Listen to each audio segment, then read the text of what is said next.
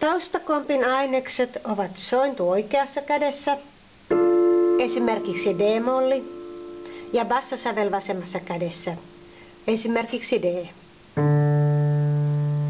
Sointumerkin perusteella valitaan jokin sointumuoto, esimerkiksi perusmuoto,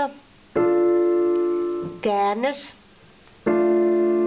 vajaamuoto ja niin edelleen. Valinnanvaraa on loputtomasti. Bassosäveliksi otetaan useimmiten soinnun pohjasävel. Toisin sanoen se sävel, jolle sointu on rakennettu ja joka suoraan näkyy soinnun nimessä. Esimerkiksi D-mollille D, ylempää tai alempaa. Näillä aineksilla sitten tuotetaan jotakin kappaleeseen sopivaa rytmiä. Bassosävel tärkeämpänä yleensä aloittaa.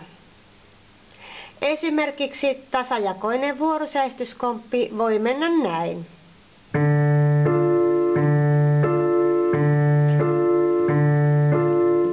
Ja valssikomppi näin.